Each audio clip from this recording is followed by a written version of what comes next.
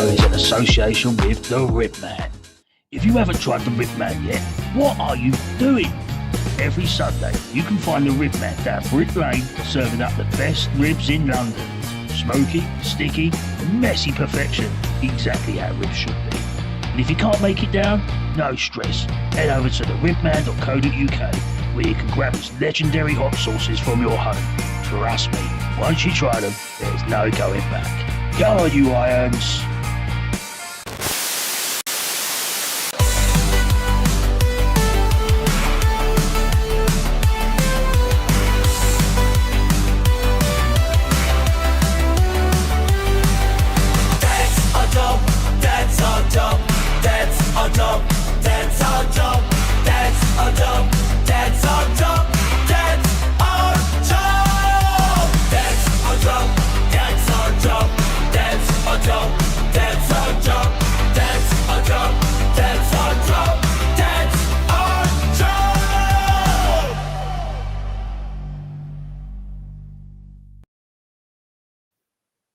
Hello and welcome to Dad's Our Job, the only West Ham United fan channel dedicated to dads, for dads and anyone with kids from another mother. Welcome to the show. Well, hasn't it been an eventful weekend for West Ham this week? Obviously putting up a massive fight against near enough title winning Arsenal. A very, very controversial goal disallowed for West Ham. Which we'll touch on later. But Sunday, I must admit, I was down and out. I was downbeat. I gave up hope. I thought, you know what, it's over.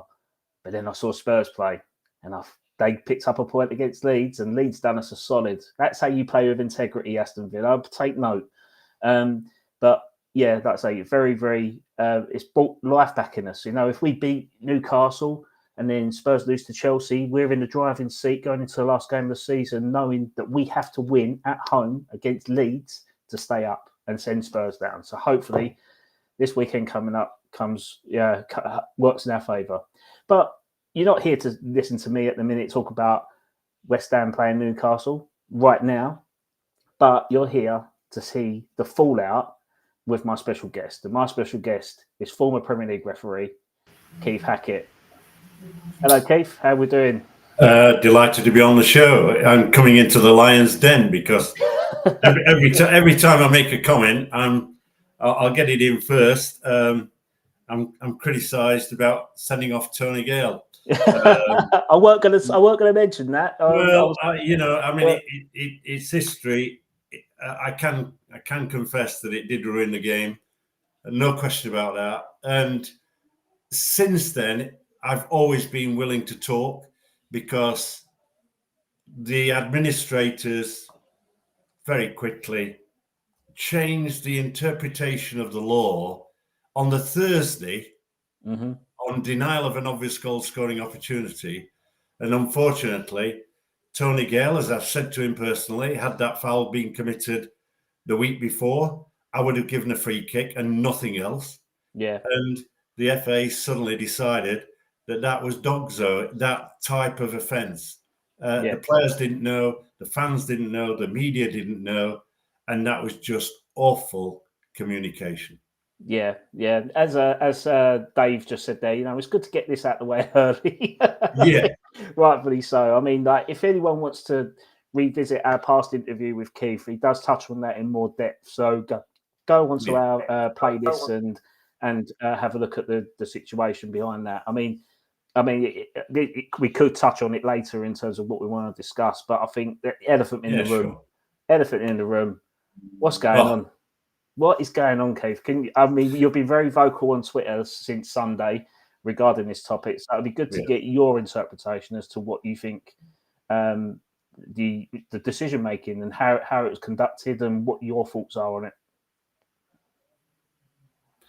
I think refereeing is in the worst place it's ever been. And I talk for somebody who started or commenced refereeing in 1972 on the Football League. Why do I say that? The inconsistencies that's running through our game is highlighted every week. You know, I write for Football Insider, and obviously I go on their podcast, and you know, you think, oh, you're going to have a quiet weekend, but I've been saying now for months that the referees are allowing wrestling inside the penalty area going unpunished, right? And allowing it to happen. And a couple of weeks ago, I actually posted that if I was the owner of a football club, I would go to the WWE and bring in a wrestler. Yeah, might as well. There's plenty of footballers that are transitioning the other way, so might as well. Yeah. So I think that what gets up fans' nose big time is the level of inconsistency that we're seeing from match officials. I can sit back and I can justify very clearly why that goal was disallowed. But at the same time, I can also see that there are other incidents going off at the same time. Not before, not after, but going off at the same time, where you could have actually awarded a penalty kick. Yeah. And therefore, the dilemma is that the surprise, if you like, is that the goal's disallowed with full justification because the goalkeeper was impeded. He had his arm across, he had his shirt pulled, but there are other instances. And there are instances that I have witnessed, and I'm sure you have, this season, almost on a weekly basis, where that type of challenge, that type of incident has not resulted in the referee stopping the game. I think that's what's caused the dilemma. And it's actually highlighting my frustration, because the reason we went and brought in professional referees was to make them fitter, to make them mobile, and to make them better decision makers. And what we've got is VAR not working, VAR inconsistent, and that's down to many things. And I think ultimately there's a lack of leadership coming from the boss of the PGMOL. There's a lack of direction, and there's certainly a lack of consistency, because in one weekend you can get almost an identical incident that sees either a penalty kick or a player dismissed, and in another match nothing happens. And you know, I'm a fan. I see it not just as a referee, but I see it as a fan, and I see the injustice in it. Yeah, I mean, there's say what you've just said is we can feel the passion in terms of obviously based on what our previous conversation was, like you was a pioneer in terms of the pro zone and a lot of the officiating and the board membership. I mean, there was a recommendation I recall that you said about being the head of the PGMOL, and it was someone that's now in the MLS, I believe. Is that right? Who was that person? Well, what happened was when I was retiring, but I was retiring to take up a post as the referee ambassador for the Premier League, running workshops around the world. And I didn't want to get involved in the process of the appointment of my replacement. I think that had been unfair. Bit like Fergie with but the selection of Mike Riley was, in my opinion, the worst decision that he could have made. Now, I can go into that in depth, but I won't do. But a lot of the pieces that I put in place, as you would if, you know, I was a sales and marketing director of a company then. And so the pieces that I put in place were actually foundation stones that Mike Riley decided to take away. That wasn't just the processes and procedures. It was about the accountability, you know, and making it accountability act and operate. It was about saying fans, and as being a fan, it's assessors, they're one of the guys, aren't they? They're more than that. They were doing a good job, but the perception was his mates are judging his performance. So I then encouraged the Premier League, and they applied to bring in match delegates. So I had former players, former managers, people like Kenny Hibbert, outstanding Wolves legend, coming in, being with the referee pre-match, listening to his pre-match instructions, going out there, viewing it as a player, coming in and listening to the referee, and then debriefing it and giving him a mark after a consultation with the two managers involved. All that pushed aside to some degree by Mike Riley. And I mean, he wasn't favoured on the pitch, let alone off it. So. Yeah, and then, I thought Walton was going to be the guy that replaced me. In fact, I was advising the MLS to set up a similar structure in America and help them to set up ProRef. I didn't want to live in New York and work for them. At the time, I got a contract with the PGMOL. But they put in Peter Walton, and Walton did a terrific job.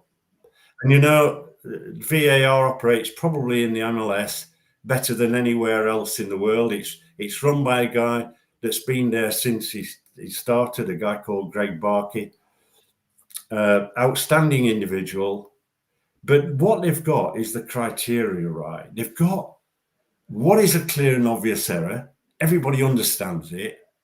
And when does the VAR come in? But what they do is they say the referee's got to make the decision. And therefore use it as a tool and a communication with the VAR, but you make the decision. But what you've got at the moment is, we all see it. The referee's not making the big decisions. He's ducking them. He's passing them on to the VAR. And the VAR is left with is basically in a room and everybody's screaming at him. They're not, but in his mind, he's in a difficult room, but he shouldn't be, because, you train. And, you've got Darren England at the weekend in the VAR room, and next Saturday he's refereeing the FA Cup final. What I want, and I think it's easy, is you don't suddenly get the guy who's waving the green flag to say the train can go, or blowing the whistle, telling the driver what to do. You want the driver to be driving the train. And for me, I think that we've got what, I had a conversation years ago, and I might be repeating myself. I can remember having a conversation with Nigel Owens, the brilliant, outstanding rugby union referee. And he warned me at the time. He said, I wasn't the boss of the PGMOL, VAR was coming in, but he warned me, this will create lazy refereeing. What have we got? We got lazy referees. And what I'd like, and what Webb should be doing, is analysing that referee's performance minute by minute, highlighting where he's made an error, and then ensuring that he doesn't make that error again. But if he makes an error, there has to be a level of accountability. I don't want to. There's no myth around this. I read and I listen. Because fans think it's corruption. It's not corruption. It's incompetence. And what you've got is, I used to say, look, I wasn't friendly with my referees. I wasn't a pal. I was the boss. Just like a sales guy who's not getting my sales figures, I'd be in and saying, right, you're not getting the sales that I want. So what do we need to do to you to get the sales? What support can we give you to make you a better salesman? No different when you apply that to referee. What can you do to make that referee better? And I'm seeing referees treading water. I'm seeing I'm seeing referees who I know could be better. And then I'm seeing guys who shouldn't be anywhere near the VAR room. I think that's how everyone kind of takes VAR. It's almost like you've got the officials on the pitch, and then you've got three guys in a burger van trying to dictate the referee in the moment, and that's the kind of the separation between the decision making, because you've got the referee who can see the atmosphere, he's engaging with the coaches, the players, and the fans as well. And then you've got someone that's completely detached from that environment, that's got a headset on with his mate next to him, going, like, for instance, the Arsenal call was 17 replays it took.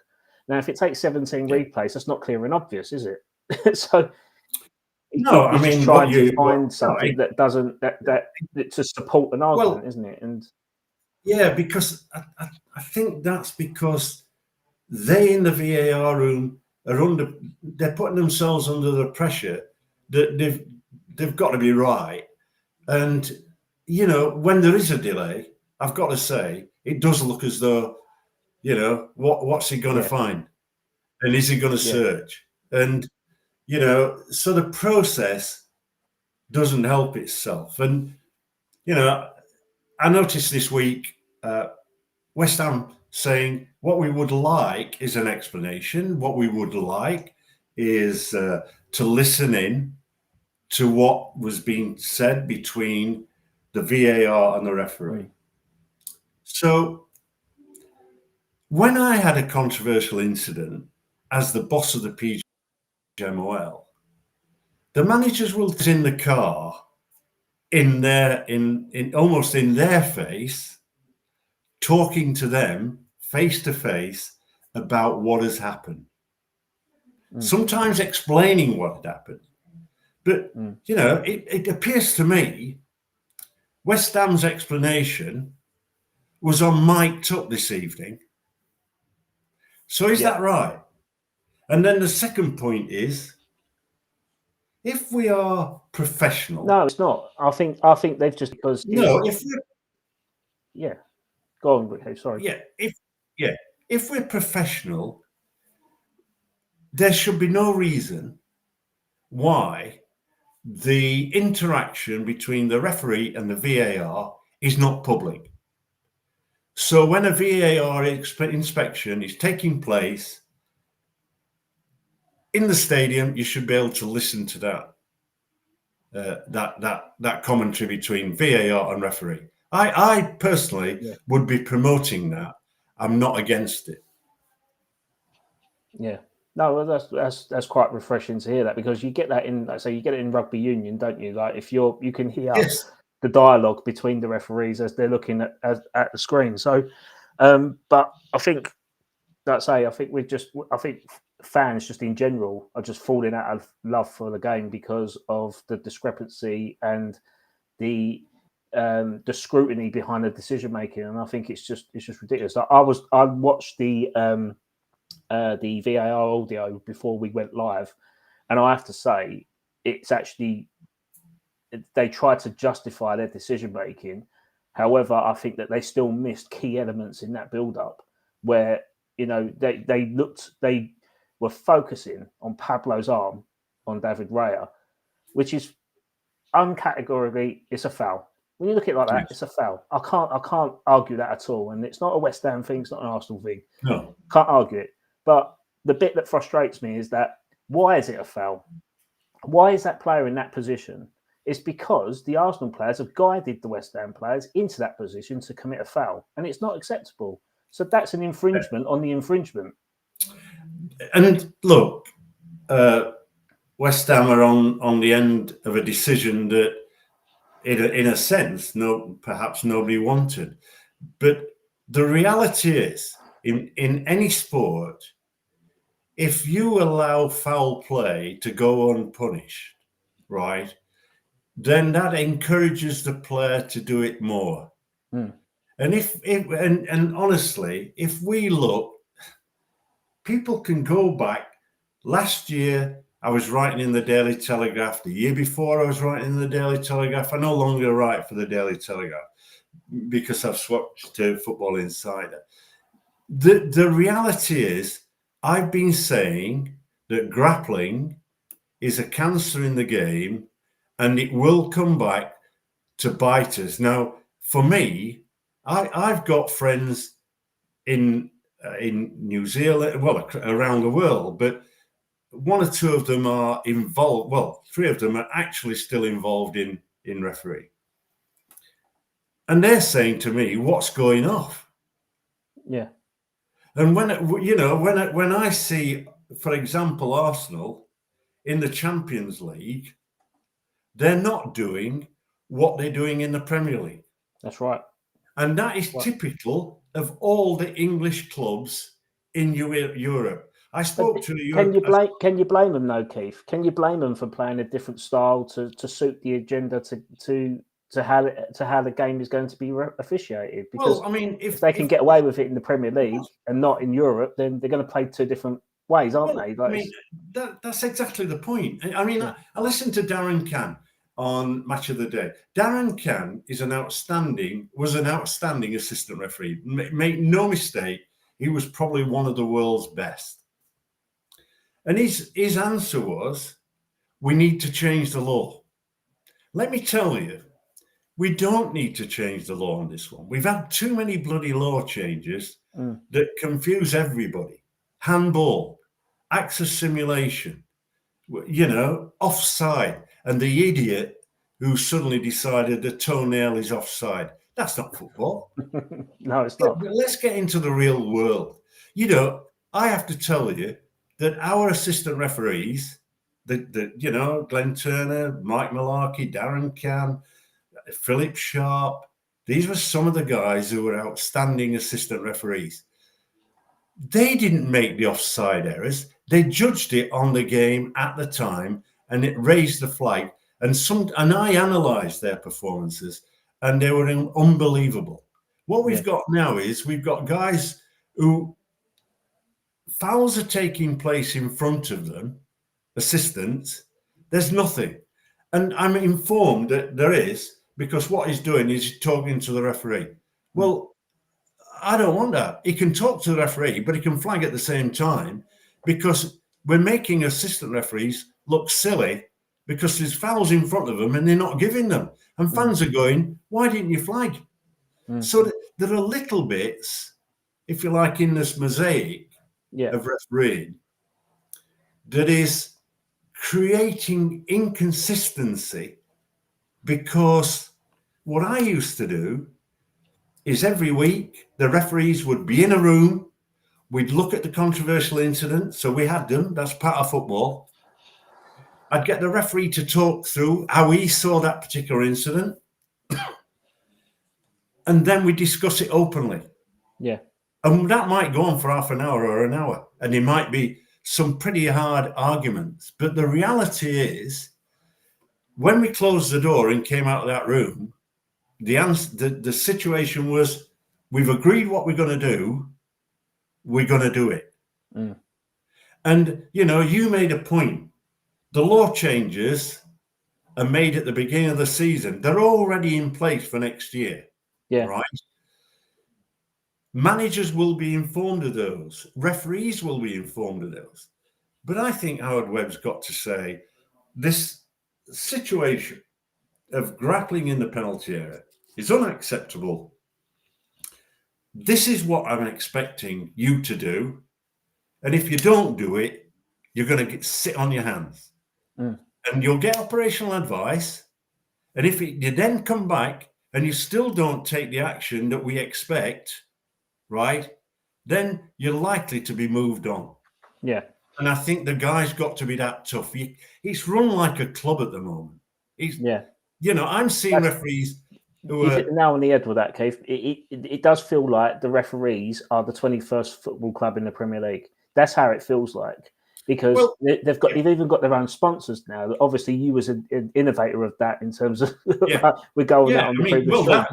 That was to allow us, right, to spend about $1 million a year additional in terms of improving the standard of refereeing. If I told you now, they've just posted on the 5th of May, anybody can go to Company's House and they can look at the PGMOL accounts.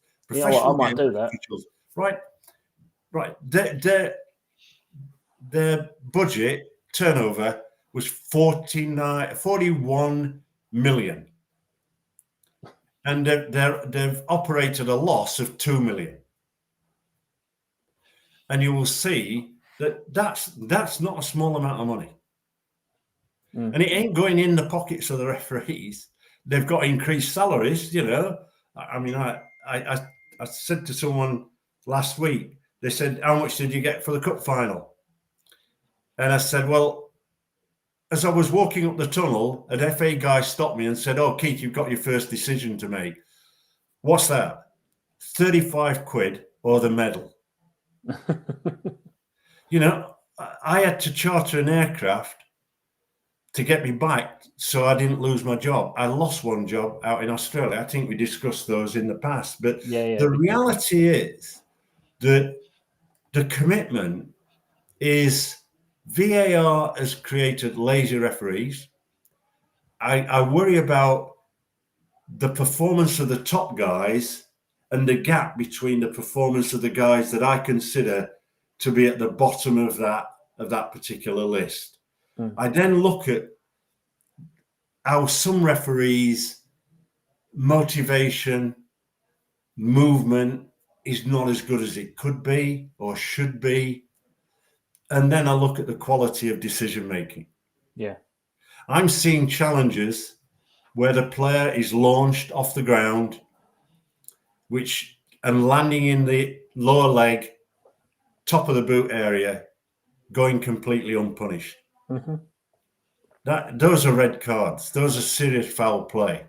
And part of the referee's role is, okay, let's pre-manage, let's be proactive and all that goes with it.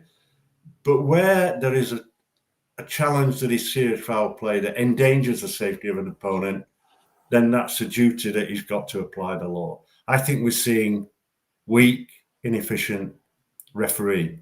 Yeah. And we've probably got 4 or 5 referees that I think would perhaps match some of the referees that I've managed. You know, okay, people didn't like Graham Paul, but he was a good referee.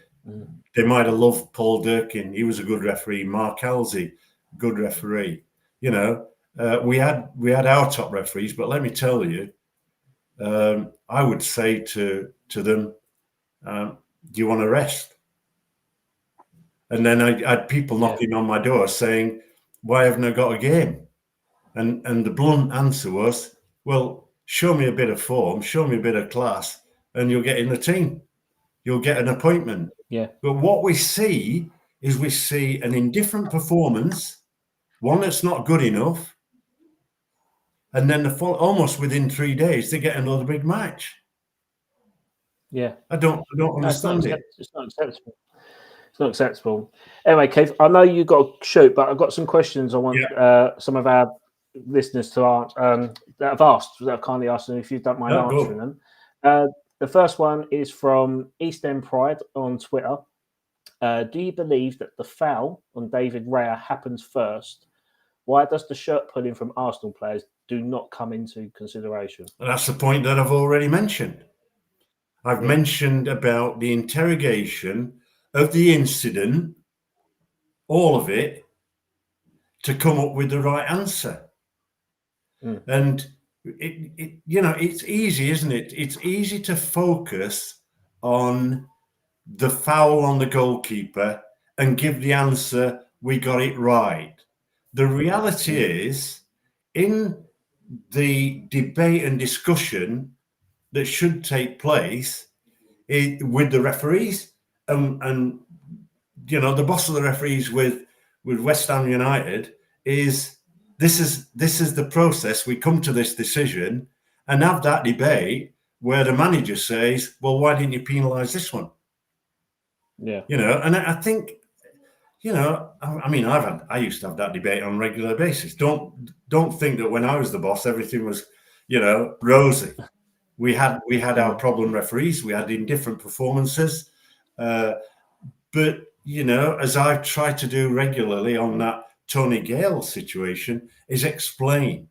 But in reality, I'm also very clear that Tony Gale's view of that is completely different.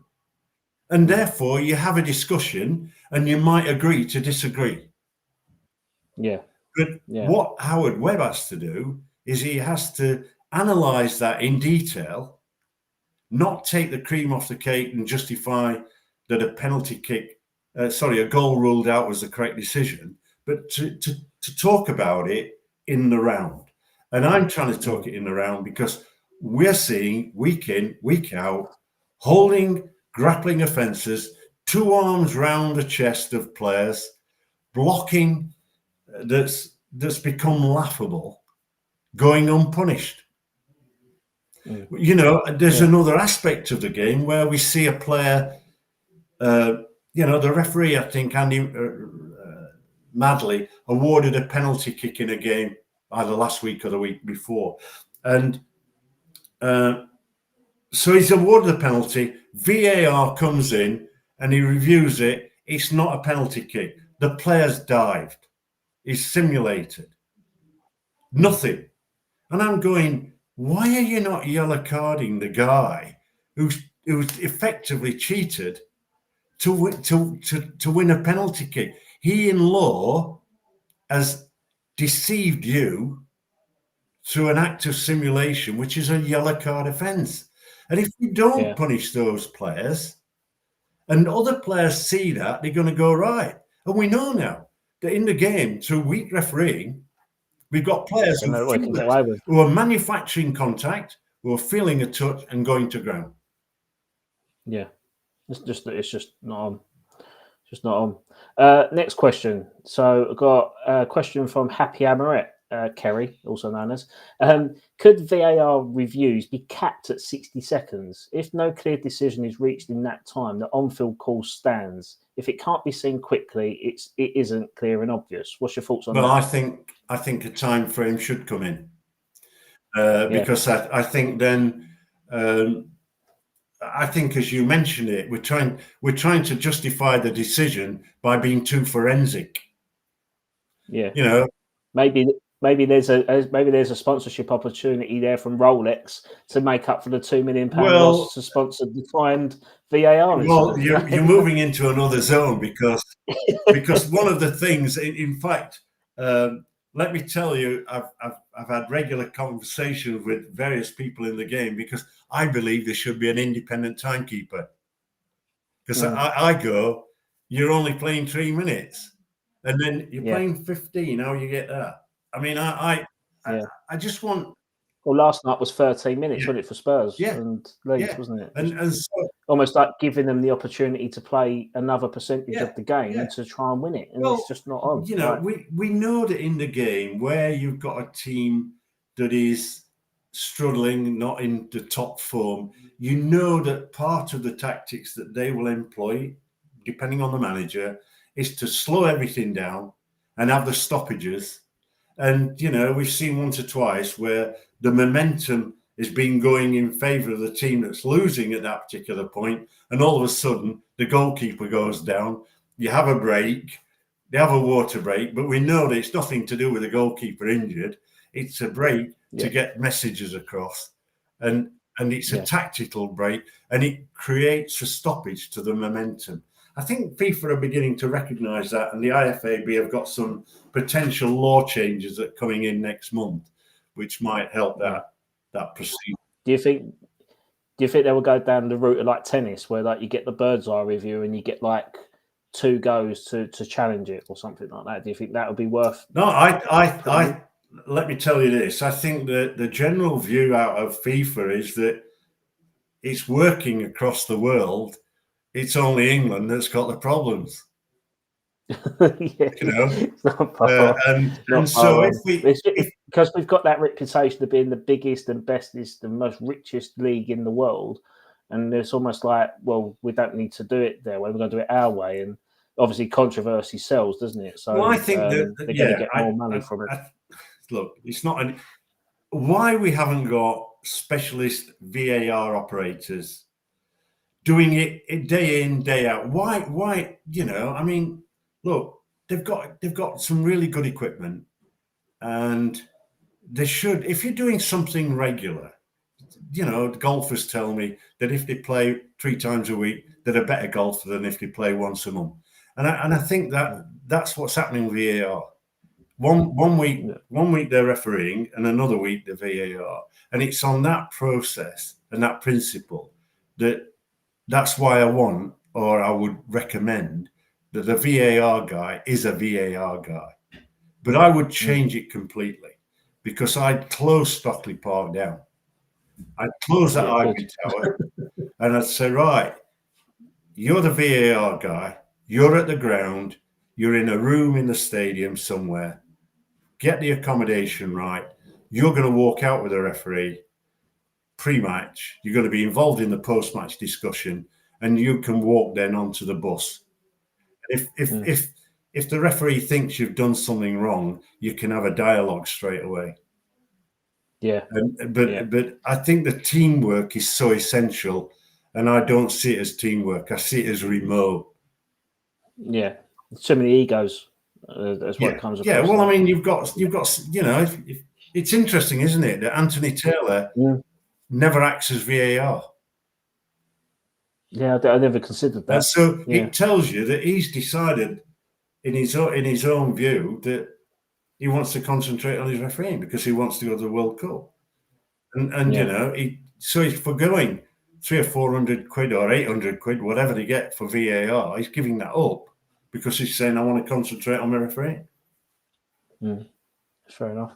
Right, final question, Keith, and then we'll let you go and enjoy the rest of your evening. So the final question here is from Matt the Willie Wilson.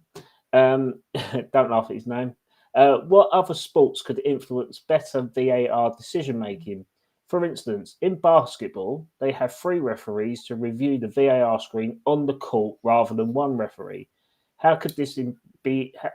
Could this be used to have improved in the moment decisions? Right. Follow rugby union, where you as a spectator can buy a mic and listen into what the referee's been and the colleagues have been said. Use the big screen in the stadium and run through the film clips, let the referee see it again, have the debate and make the decision, just like rugby union. You know, if I go to Twickenham, I can hear, I can see what's going off. And when they interrogate a big decision, it's sold much more effectively. And the process is cleaner. You know, I mean, 5 minutes in a game of football, it promotes concern. It promotes a potential injustice because we all think, oh, they're looking for something because it's taking 5 minutes. And if it's taking 5 minutes, how good are the screens? Are they big enough? Has they got enough? You know, it's not working. And the truth is, it's impacting on the game in a negative manner. If there was no VAR at that game on Sunday, what would the decision have been? Yeah. That's the scenario. The goal would have stood. Because the referee did nothing. The referee did. He had everything there. He had everything there. Like the ball crossed the line, his watch went off, he gave the goal. That was his on-field decision. He didn't call the foul and stop the shot happen on the goal, did he? No, because the reality is that in that situation, the goal line technology that I introduced and helped to develop, right, gives him an answer immediately. It gives an answer within 10 seconds. And the only thing it says, it doesn't say anything. It just gives goal. It's nearly a goal, or it could be a goal. It gives goal. It's what the ball is 99% over the line, but the 1% isn't. That's what. Yeah, it's just black and white. There's no grey areas in it at all. Yeah. Right, mate. I'll let you shoot off, but thank you so much for coming on. It's much appreciated, and you're more than welcome to come on Dad's Job in the future for any other non-related, more VAR related instances. But wish you and Sheffield Wednesday the best of luck for next season. Take care. Cheers, Keith. Thank you. Well, there you go. You've heard it from the horse's mouth. That is Keith Hackett, former Premier League referee, giving his final take, saying that VAR is inconsistent and it needs to be stopped. So it'd be good to get your reactions in the chat for this. But for now, I think we've got a regular feature to play. Hello, my name is Dodsey, and today my job is putting out the recycling.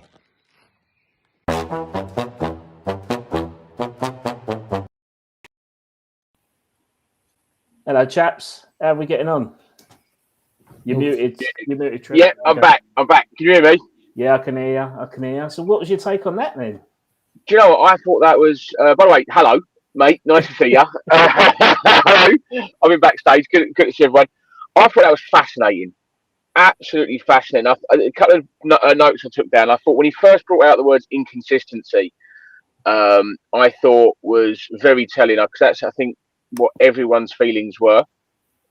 I thought the fact that he mentioned about the lazy refereeing, and I think I think we spoke about this over text. How the old saying, "Computer says no," Yeah, and I think that's what it's becoming like. Computer says no when it comes to refereeing. What was it? Too many law changes we mentioned as well, which I totally agree with. They're making it more confusing. Going back to the goal line technology bit you discussed right at the very end, how it's just simply goal or not goal. yeah. All in all, though, I thought it was a fascinating insight. I'd never listened to a referee like Keith Hackett's opinion on it before, and really opened my eyes to a lot of things. What do you think of it? Yeah, I mean, we've had Keith on previously, and obviously he gets a lot of controversy because he is the pantomime villain behind sending Tony Gow off. But I think we've had this 2-hour long stream with Rob and Callum before, and he eloquently puts it that he was put in a position with that where something happened 2 weeks before the FA Cup semi-final, and then FIFA intervened and told all the referees if they don't send the player off in that instance, they're sacked.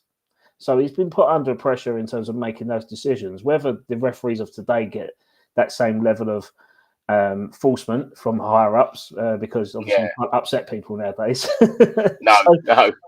So yeah, it is very interesting. He's a very, very interesting person. He's very involved in the game, and he should be listened to more often, because I think if the PGMOL, the FA, and the referees will be in a better position because of it. Here he is. He's finally got his camera working. Hello, dude. Hey, I'm off the boat. I'm off the boat and I'm in a cab. I'm never at home, mate. I'm never in the house. Yeah, you don't have an house. You just have vehicles. I do. I just move around constantly. They have to call you Trev Portation. I'll back that up big time, but there we go. Yeah, I thought you did. Yeah. Well, your name's now Trev. We are staying up Bickles. I mean, you're feeling confident now, right? No, but are we staying up? I think. Oh yeah, are we? Do you know what? We are staying up.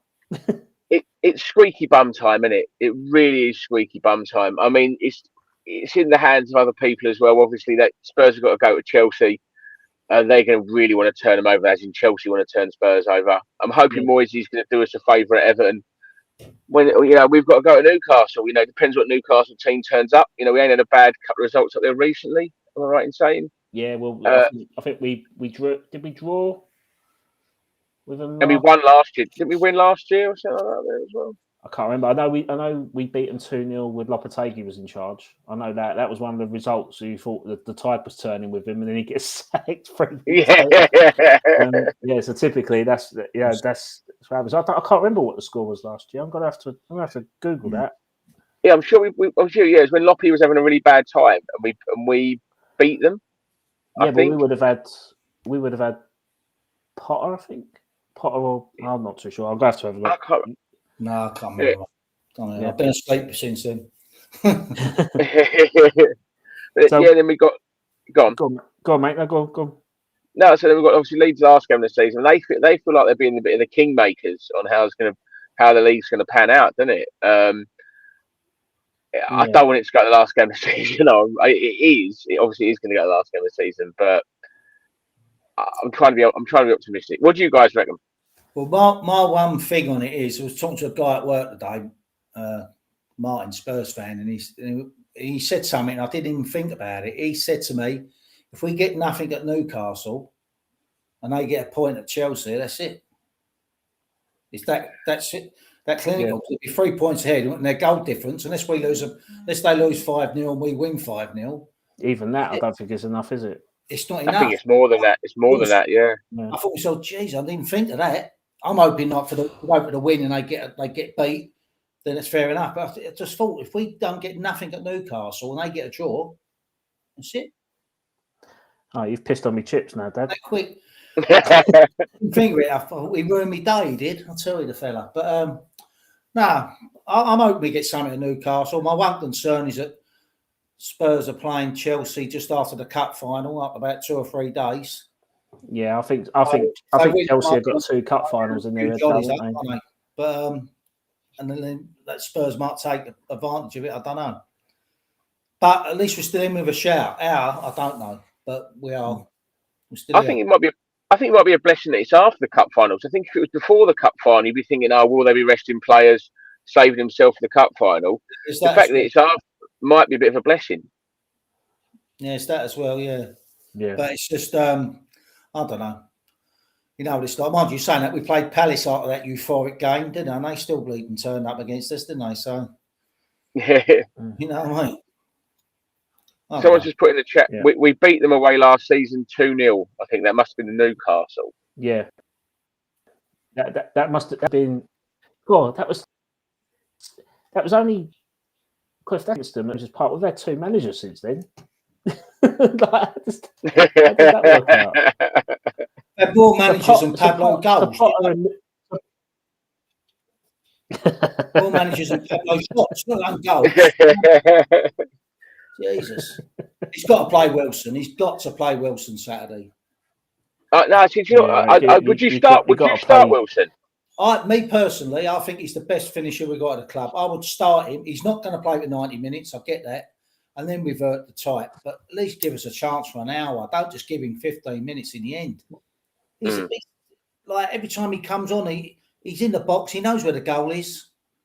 Just chucking him on the last 10 minutes, going, go and fill your boots. That's no good, is it? No, he needs more time. He needs more time, yeah.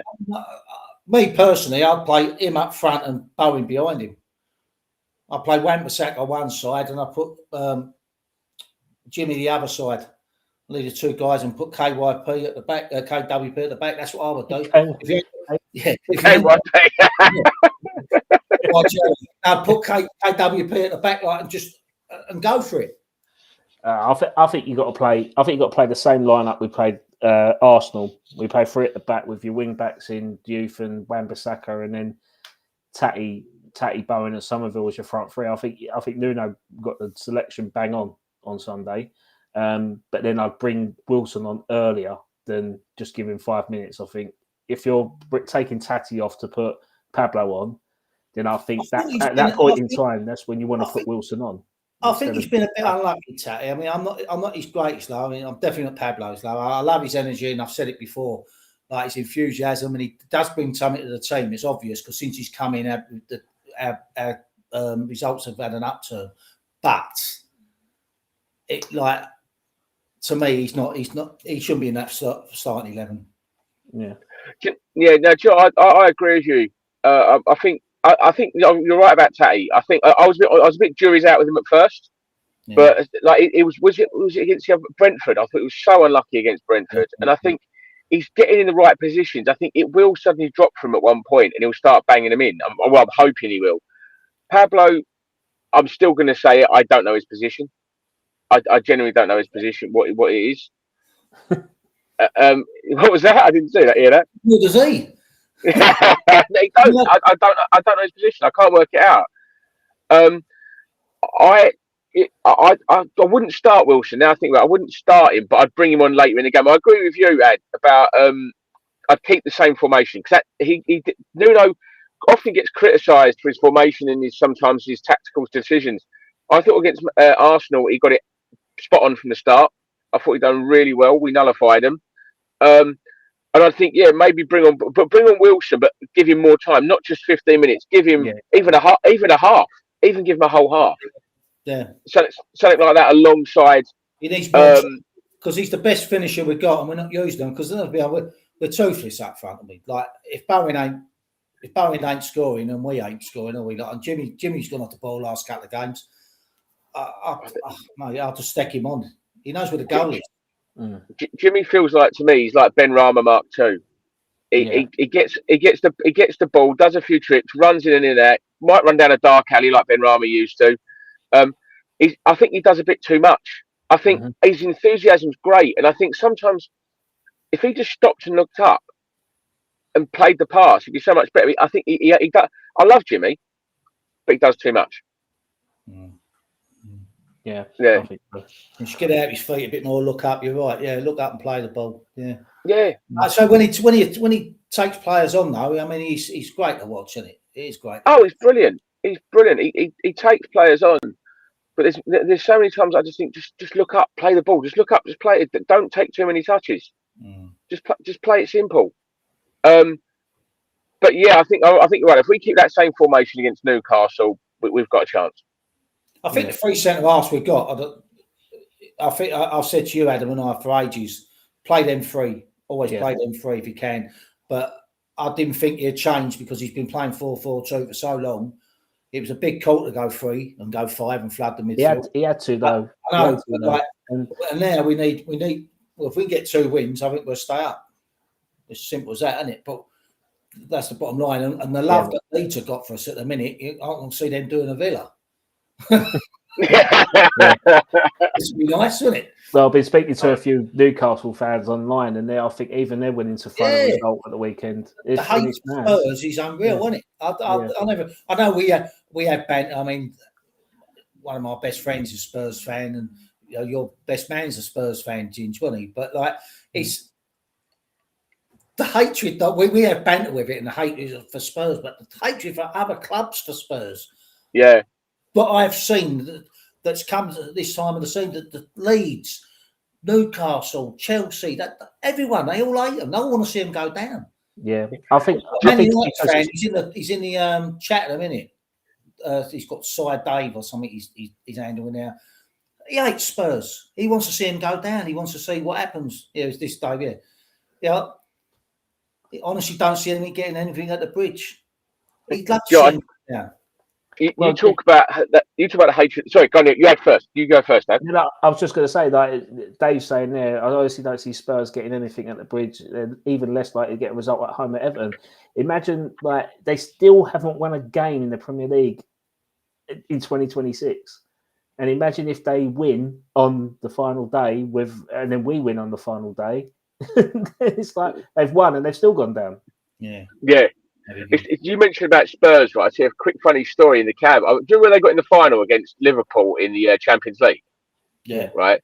That day, I got a Liverpool fan in the cab, a Scouse up, and I was taking him to the station, right?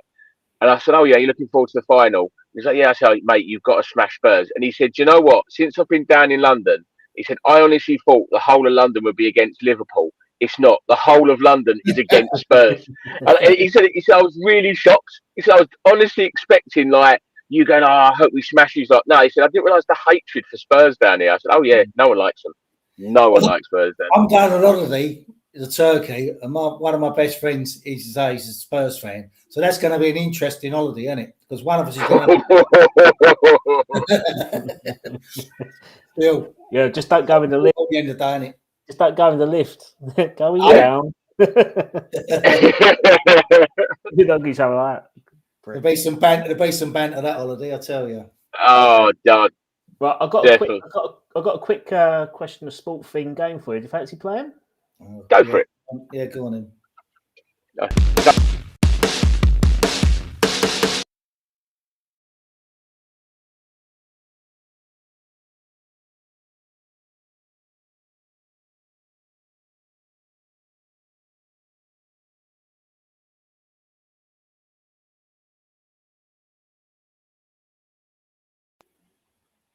So go on then, chaps.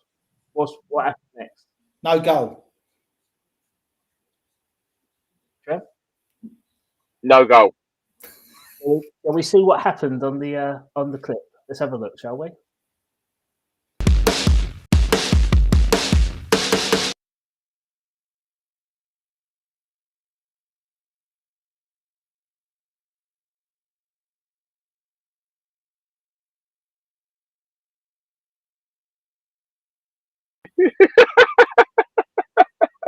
Right, Pablo assaulted Raya in the box and got arrested for it while Raya went off into A&E to get treated. That's how bad that What did he decision do? Did he came fracture an across. eyelash?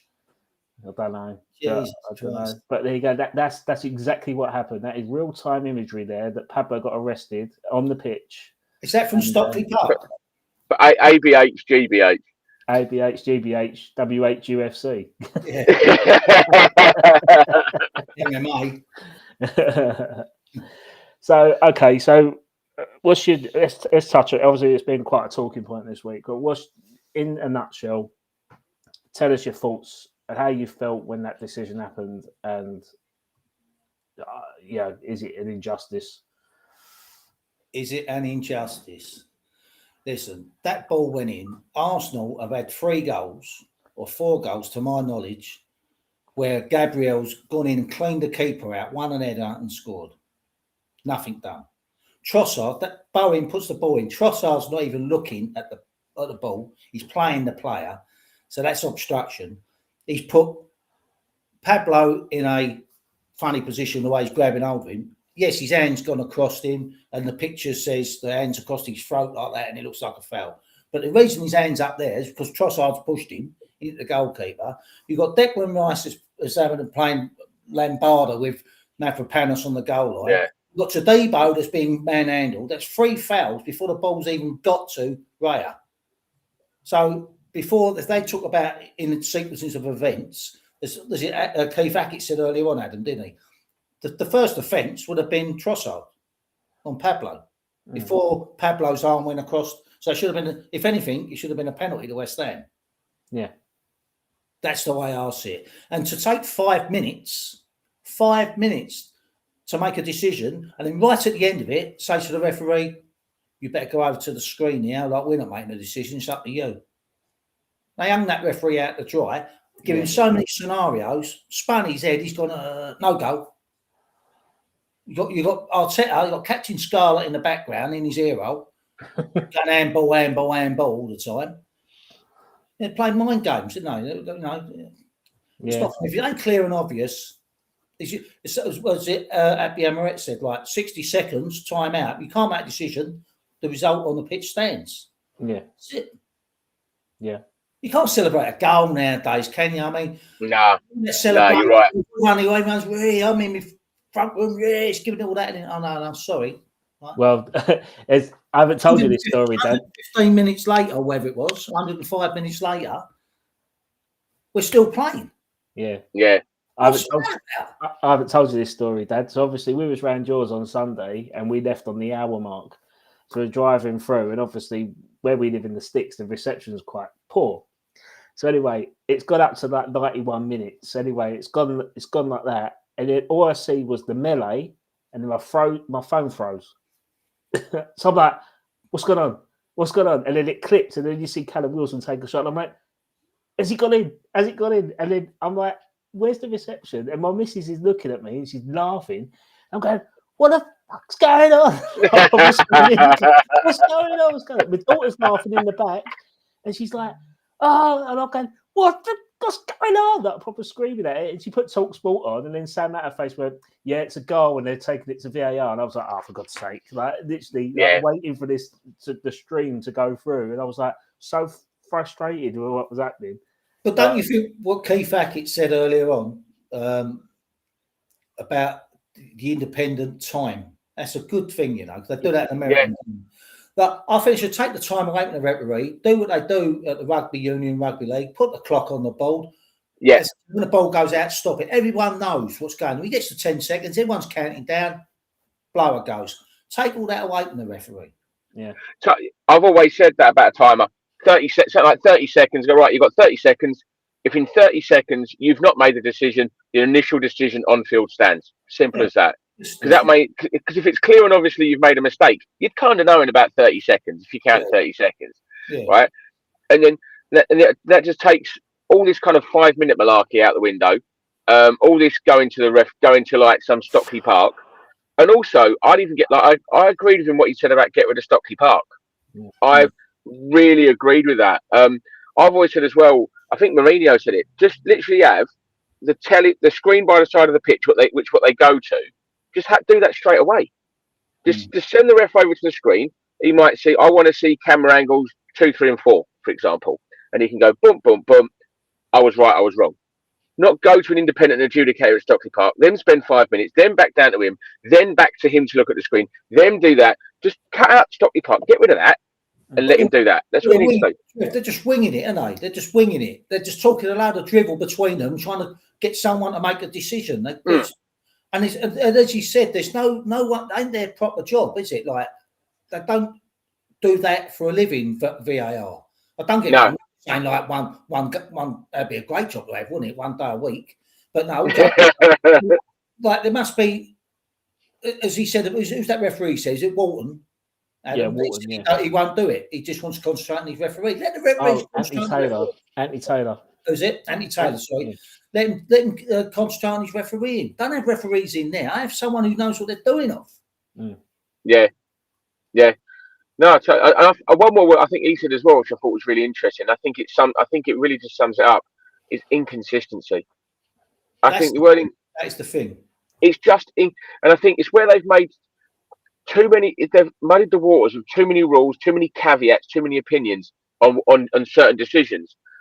Just go back to basics and just keep it consistent. As long as it's consistent, no one will argue. Everyone wants the right results, Trev. Everyone wants the right results at the end of the day, and we all do that, but you be consistent with it. I mean, the blocking and all this that's going on at the corners, that has got to be sorted out because no one is trying to play the ball. Yeah. No, you're not even looking at the ball. What do you think, right? You know, he was talking about grappling. Would you say, like, as soon as you see a player with his arms around you, that's an instant no? Yeah, it's an instant. As soon as you see that, no. One thing, go right. You do that again, I'm going to book you. And it would have to take someone with a bit of arsehole to actually, in one game, go right, yellow. And people go, what are you doing? They only do that couple of games, and people go, I ain't doing that. I'll be on the yellow. You know what I mean? Yeah, but the issue. Stop. I think the only way you're going to do it is you punish that first person that does it straight away. I know you talked about a yellow, or whatever, but if that's in the penalty box, and then you say, "Oh no, there's a yellow for grappling," but you don't get a penalty for it. I think you just got to give the on-field decision and go, right, you've committed. If the ball's not in play and they're doing it, you can't. The ball's got to be in play, isn't it? So like, Bowen's going to take the free kick and Trossard's got him round the plate, and he's not even. If he's looking at the ball doing it, that's bad enough. But not even looking at the ball, he wasn't even playing. Yeah. He was more worried about blocking the run. I think this is where they're talking about bringing that third card in, aren't they? I think it's a blue card, isn't it? Orange, isn't it? No, I think it's blue because it's they've already trialled it at the under-21s, and it's almost What's that for? It's a caution. It's a caution, but they take them out of the field of play for like a minute or something for them to cool down, and then they come back in. So it's like a temporary. Well, like a sin bin sort of thing.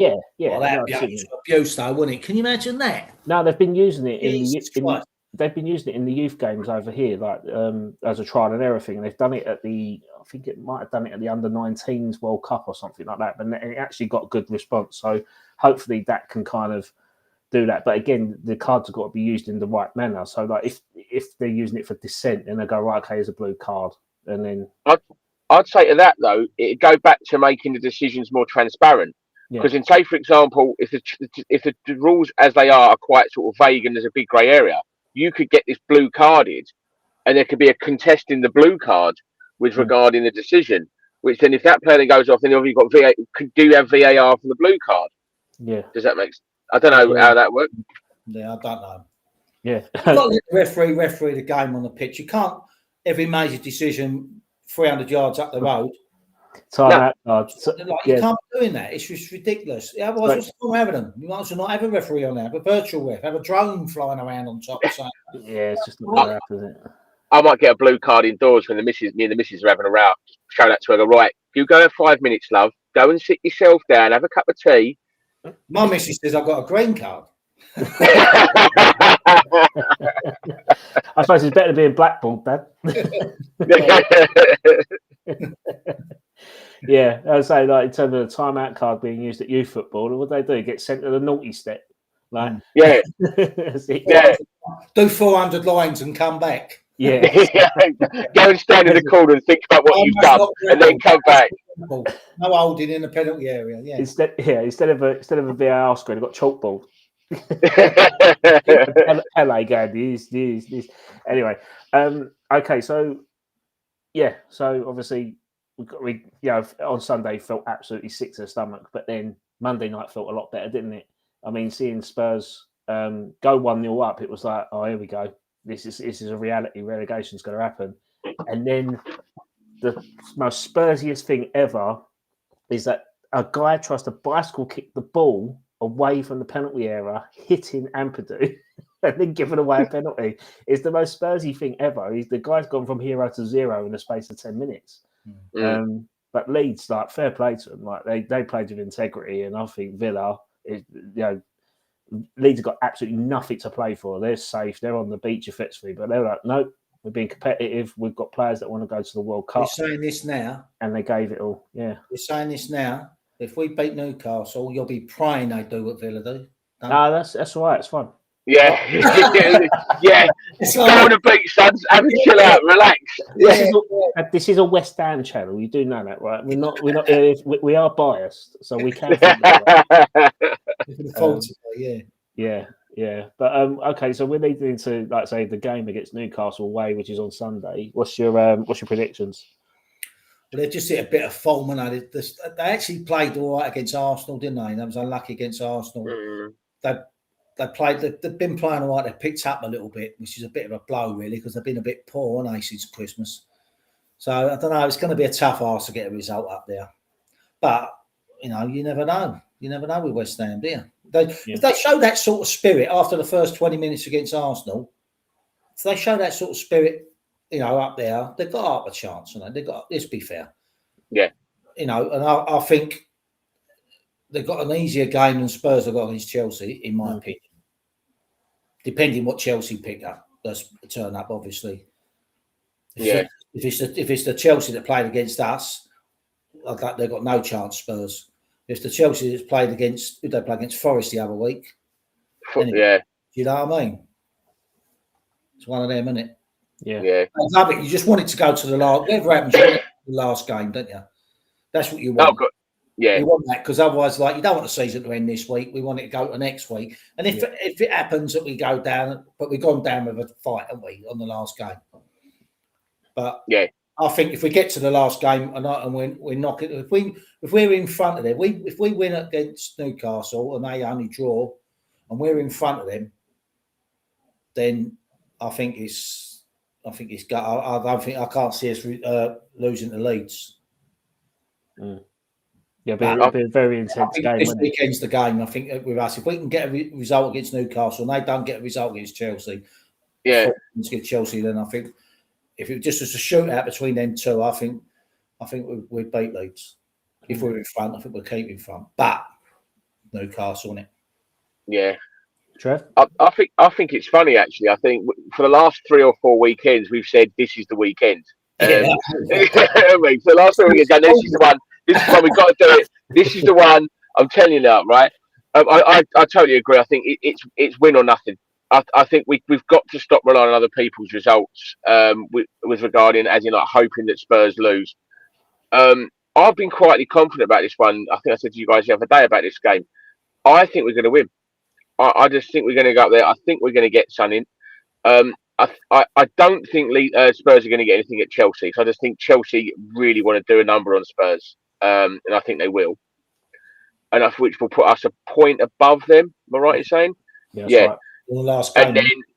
But then I still think it's a must-win against Leeds, because I'll just say to them, we have to win. Don't rely on everyone else's result. We just have to win. Win the next two, and we're safe. I think I'd hope Moisey do us a favour against Spurs. I don't want to. I'm sick of the season being like this. I want to be over now. I'm sick of just having been stressed like this. But I think it's I easier think as to long as feel. I think it's easier to feel because I think when back in January we was at peace with relegation, weren't we? We was at peace with it, and I think yeah, it was like if we get relegated, we're like, well, we knew this in January, but at least it's kind of giving us that. Oh, I don't know, maybe we might. I think yourself. Spurs down. I think myself like since Christmas, where's all these performances been? I know Sarsi's coming has been a major influence and him coming in the team. And even I know I don't go much on Ryland from Love Island up front, Tatty. Ryland. And We got Ryland Clark. We got Ryland. Yeah, but I don't go much. But they must be doing something because it has improved their team ethic. But I think Paco coming in that is since he come in Christmas in the new year as his number 2, because I think the others have been a bit of a yes men.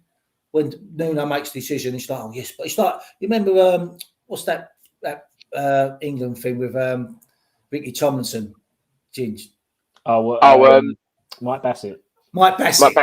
Was it Bradley Walsh? Yes, boss. Yes, boss. Yes, and it's sort of that sort of thing. But that Paco had a rare him, did he? He went to put Kilman on. And Paco's going, what are you doing? So, and it was a reality check, and it's like, he's right though, wasn't he? Because, of course he was. We're 3-0 up, brings him on, and then Nuno would have done that. But there's someone that's like yin and yang with him. You know, I mean, I think I know you're not his biggest lover, Ginge, but I think he's the right man for our club at this time. And I still think even if we stay up, I think we should keep him. I know you don't. If we go down, we definitely got to keep him because he'll get us. I can't see him. Oh, he's got to stay. I can't see him staying personally. I can't see him staying. I agree with you. I think we should keep him. I think he's a good manager. I can't see him staying personally because I think he's made some funny decisions. I mean, them inverted fullbacks and some of the formations he's done. Yes, I get it. I get why you're like that. But to me, I think the way we're playing now with him, there's something about him. I think we've got to keep him. I don't want to reset again. I don't want to reset this statement. Sadly, Dad, I think in the summer we're going to be resetting again because the players will go and then we'll get frustrated. Even if we stay up, there's players that are already out the door. I mean, Fernandes has been mooted for £84 million to Manchester. We'll always be around, and I've always said this, right? After these players are gone, the club is bigger than any player. So when they go, applies to the manager as well, though, Dad. Well, yeah, I know that, but I don't think there's a better manager for us out there at the minute. No, I agree. Yeah. It's not. If someone comes down, you want someone to bring you back up, which is him, and I think you should give him time, get some players in the summer, and keep him because he has turned us round. The form has turned us round. Yeah, there you go. There's a question for you. Can you see Nuno staying in the Championship on a reduced wage with no budget and most players sold? No, I can't. Because I'll tell you why. Because his agent is Jules Mendes, and he will punt him around to get another job higher up and get more money out of it. That's what's going to happen. Yeah, but he's had them bad jobs, and once he fell flat on his arse, hasn't he? Is it more of a case of if we do stay up, I think he'll stay. If we do go down, he'll probably leave. That's sort of thing, isn't it? Really. Well, that's what Adam's saying. I mean, I personally think he should. To me, he's had these big jobs. He's been to Spurs, didn't work out. Yeah, he's been to Forest, didn't work out. He's been to Saudi Arabia, something didn't work out. Well, he did because he won the league. What do you mean he won the league? He won the league with Al Ittihad. No. I can't anyway, do we? I think Dagenham could win that league. Be honest with you, that's saying something. Warm church, I should say, at the minute. But I think he's at the right club for him. He's at the right club for us. This is my personal opinion. I think if we stay up, keep him. If we go down, definitely keep him because he gets better. I agree as well. I think saying as well, like remember that he had to kind of rebuild this team as well. He walked in and there was no forwards. We had Callum Wilson, and that's it. We had a terrible defence in Kilman. And he brought into Sassy. And like I say, it was a complete basket case of a club.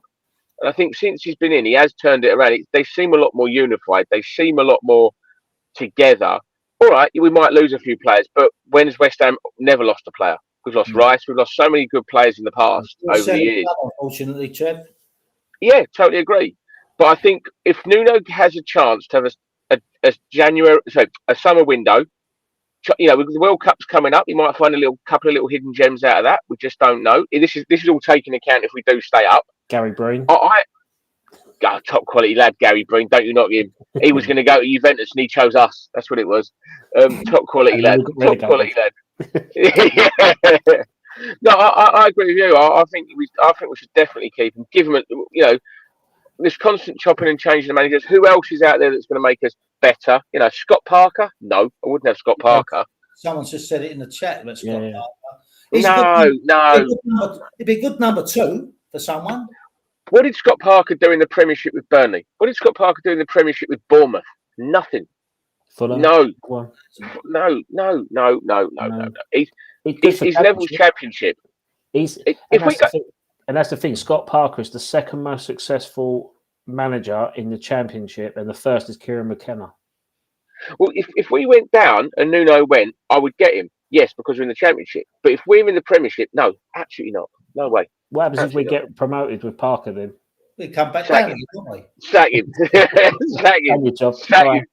Yeah, no, we'll be out like the Irish the Spurs. Get them up. It's no point. It's no point. He's not a number to me. And the manager, it'd be a good number 2, Parker. To me, because like directly speech, his man management's all that's good, but I don't think football tactics. I don't think he's that great. He can't be, can he? Every time he's brought up, he's took down. Yeah. Well, yeah. I mean, in fairness to the Bournemouth one, I think he left I think he left after a few games, didn't he? Because he wasn't getting a transfer budget, and then they ended up getting Iriola. What happened at Fulham? Oh, they went down, didn't they? No, who did they get? They sacked him. They sacked him, but I can't remember who they got as man. No, I think when he manager of Fulham, they got relegated, then they got promoted again. When you're like caretaker man, it's a Fulham podcast. I'm not going to delve into that. Yeah. But personally, I think this is what something I've been told over the past few days is that there's going to be a change of ownership with this supposed American consortium. So I think if that happens in the summer, then I can see them wanting to get their own person in charge. That's why I think Nuno won't stay, because I think they'll go, you know what, you're the old regime. We want our own person in charge. So I think that's what's going to happen from what I've been told. So, you know, and I think the only reason it's kind of delayed itself is because obviously the valuation of the club depends on the status of being in the Premier League. So if we go down, we're cheaper.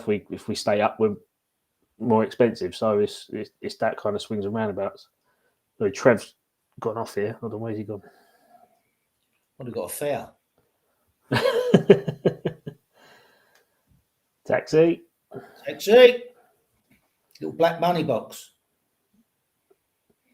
No, I he has made some ridiculous decisions. I'm not disputing that. I'm not disputing sometimes it borders on eccentric, I would say.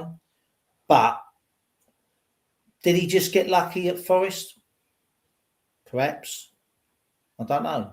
But to me, the upturn in the team, barring these eccentric decisions that he's made, has been for the betterment of us. Yeah, I think when you look at it, like, but I don't. He spelled at Wolves, he spelled at Nottingham Forest, and now he spelled with us. Like in terms of, yeah, like so you're right in terms of stability. Why would you chop and change it? But the fear I have is that we'll be building a squad around his players again, and then what happens if that doesn't work? We're in the same position we was before, and then we're going with Frankenstein's monster again. So, yeah. That's the bit I'm worried about. I don't know. Listen, and until we know what's going on at the end of the month, then it's all ifs and buts. But for me personally, like even if we get new owners in, as is allegedly going to happen, then they might, you change too much too soon. They must probably give him a chance. You know what I mean? Yeah. See that turn. You've got to look at his record. It ain't that bad, is it? West Ham manager. I think it's up. I think given since he's had his players, I think since the Burnley result, which was the end of the transfer window, and it was the Burnley result was the first game. I think his win percentage is something like 37%. Take that, wouldn't you? Well, considering what we've had over the past seasons. But now what we've got to do now, I know Trevor's trying to get back on, but I think we're going to wrap it up anyway. I'll say thanks everyone for joining and getting involved in the chat. It's much appreciated. I hope you enjoyed the insight from Keith. And there's only one thing left to say, and that's literally come on you irons for Sunday. So go on, Dad, give us your best come on you irons. Come on, you irons. This week's show is in association with the Ribman. If you haven't tried the Ribman yet, what are you doing? Every Sunday, you can find the Ribman down Brick Lane serving up the best ribs in London. Smoky, sticky, messy perfection, exactly how ribs should be. And if you can't make it down, no stress. Head over to theribman.co.uk where you can grab its legendary hot sauces from your home. Trust me, once you try them, there's no going back.